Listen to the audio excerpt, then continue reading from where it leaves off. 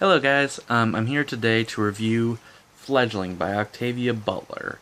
So this book is a contemporary vampire tale, essentially.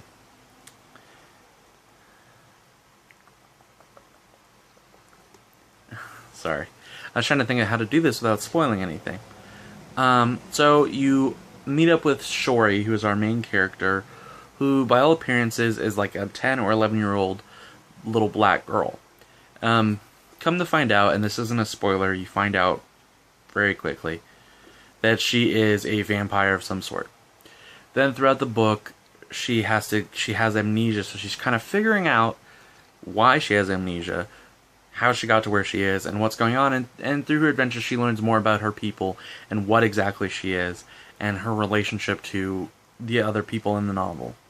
It's interesting because it's a novel that explores race, it explores racism, it also explores family and what that means, and it asks some very interesting questions in ways that are uncomfortable for most readers. Well, for me, and we had to read this for class, and most people were kind of freaked out by a few things.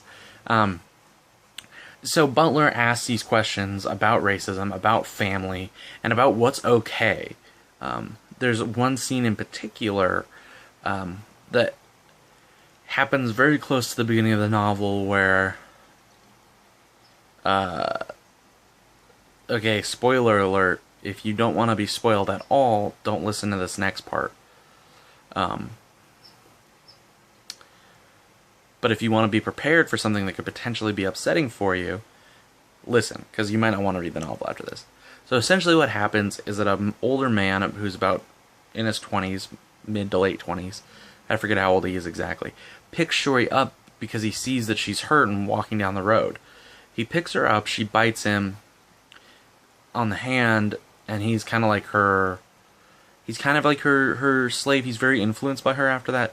He takes her home, and then she says that it's okay for him to have intercourse with her, and he does. But the part about that is that for all he knows, and her physical appearance is of an 11-year-old black girl, little girl, he doesn't know that she's actually like 50-something. And she doesn't know that because she's lost her memory.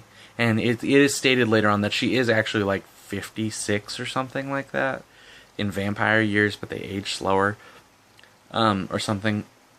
But it's a very uncomfortable scene about what is okay and what isn't.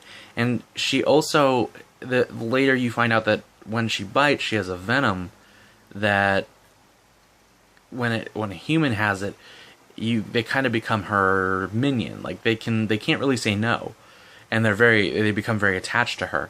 So there's all these questions about whether or not in that scene is he wrong? Does he have a choice? It's very just in this one couple of sentences, like this two paragraphs. There are so many questions being presented, and there are a couple instances of the novel where it is like that. So it's very interesting. It's a very interesting take on the modern vampire story.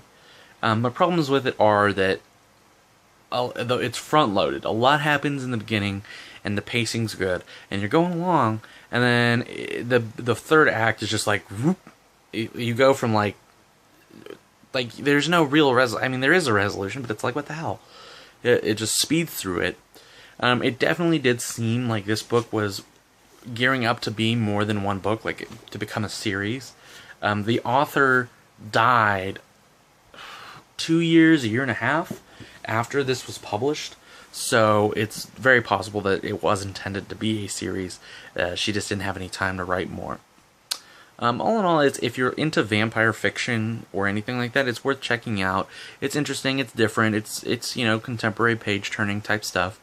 Didn't blow me away, but there are a lot of interesting questions. So now if you've read it, or if you have any comments or questions, or you want to yell at me for spoiling something, go ahead.